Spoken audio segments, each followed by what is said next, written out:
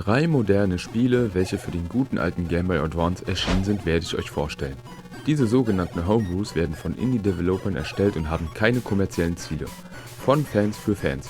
Pure Leidenschaft. Alle 3 Spiele sind kostenlos. Los geht's! Raven Advance ist ein Action-Adventure und bei diesem Genre fällt mir sofort ein bekannter Held ein. It's me, Mario! Nein, nicht du Mario, sondern... Genau, dich meine ich, Link. Und so macht auch Raven Advance keinen Hehl daraus, welches Franchise als Vorlage diente bei der Entwicklung. Raven Advance ist ein typisches Zelda-like, welches mit einer Top-Down-Sicht und spannenden Dungeons daherkommt. Jeder Dungeon hält seine eigene Mechanik und einen Endboss bereit. Kurz zur Story. Unser Held Lloyd sucht seine Mutter, welche auf einer Inselkette gefangen gehalten wird.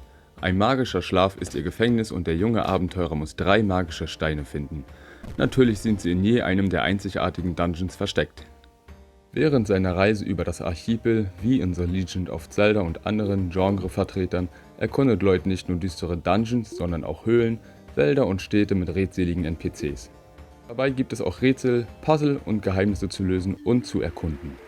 Es ist natürlich auch, dass neue Gegenstände, die im Spiel gefunden werden, das Abenteuer vorantreiben und zum Beispiel neue Bereiche der Weltkarte zugänglich machen oder helfen, neue Gegner zu besiegen.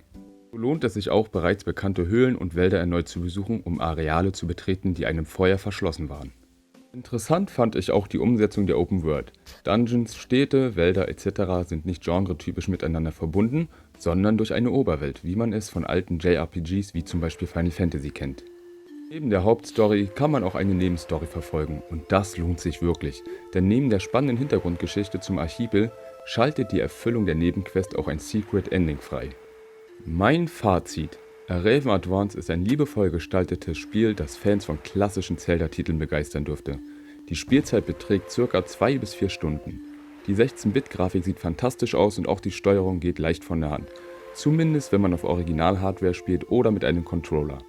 Mit seiner Mischung aus Erkundung, Rätseln und einer seichten Geschichte bietet Raven Advance ein kurzweiliges, aber erfüllendes Spielerlebnis. Raven Advance wurde von Dreamnoid im Rahmen des GBA Jams 2024 entwickelt und ist kostenlos auf itch.io verfügbar. Zudem gibt es eine kostenlose PC-Version, welche auch mit dem Steam Deck spielbar ist, die nochmal deutliche Verbesserungen und diversen Content-Zusatz bereithält. Scrolls of Fire ist ein kostenloses Roguelike-Action-Spiel für den Game Boy Advance. Kurze Story. Der Geschichte nach gibt es einen Dungeon, der magische Schriftrollen versteckt hält. Derjenige, der sie erbeutet, wird unglaubliche Macht besitzen. Die Herausforderung ist es nicht, sie zu finden, sondern wieder lebendig den Dungeon zu verlassen. So startet bereits das Intro des Spiels episch und wird mit kräftiger Musik untermalt, welche von Tempest komponiert wurde.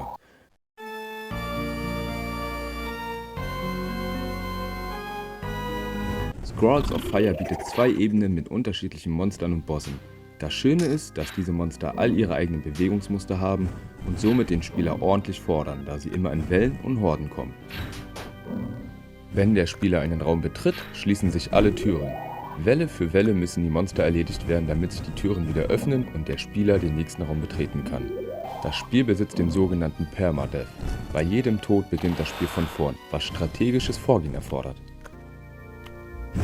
Die Angriffe des Charakters können durch das Finden der Schriftrollen ordentlich verbessert werden. Und das fühlt sich sowas von belohnend an. Auch geben Monster unzerstörbare Fässer Münzen. Mit diesen wiederum kann man sich später in einem Shop Heiltränke und wertvolle Runen kaufen. Aber ich will nicht zu viel spoilern. Ich empfehle Scrolls of Fire mit einem Controller oder Handheld zu spielen, da man auch die Schultertasten benötigt und es ohne sonst echt, ich sag mal, sehr bescheiden schwer wird. Mein Fazit: Scrolls of Fire ist ein charmantes Roguelike im Retro-Gewand, das trotz seiner Kürze durch cleveres Gameplay, spannendes Schriftrollensystem und liebevoller Pixelgrafik überzeugt. Ideal für Fans klassischer GBA-Action und knackiger Herausforderungen und perfekt für ein schnelles, intensives Abenteuer mit hohem Wiederspielwert. Wenn du auf Roguelikes mit Zelda-Vibes stehst, absolut einen Blick wert. Scrolls of Fire wurde im Rahmen des GBA Winter Jam 2021 von Akuzukos und Tempest entwickelt und ist kostenlos auf itch.io verfügbar.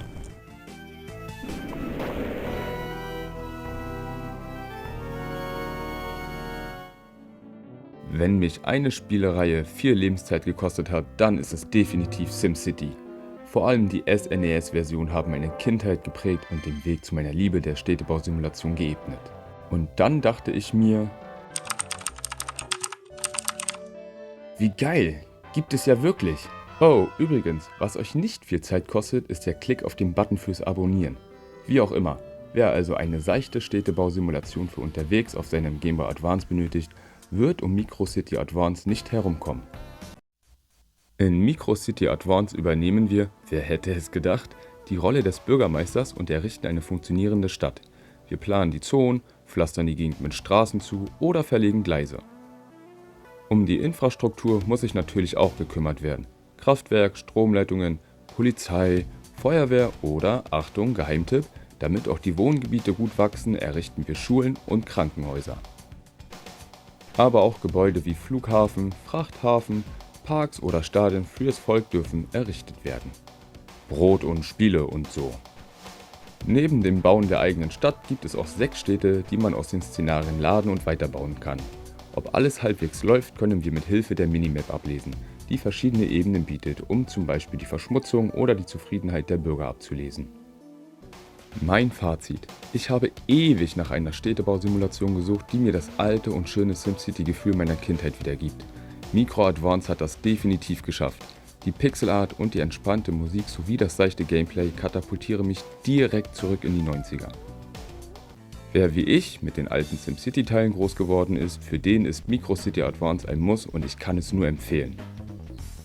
Micro City wurde von Antonio ND entwickelt und ist ein Remake von Micro City für den Game Boy Color. Besonders ist, dass der Code für das Spiel quelloffen ist und somit jeder, der Interesse daran hat, weiterentwickeln kann. Das Spiel gibt es kostenlos auf itch.io oder GitHub zum Download. Wenn du noch mehr moderne Spiele für den alten Game Boy entdecken magst, dann schau dir doch gerne das jetzt eingeblendete Video an. Bis bald!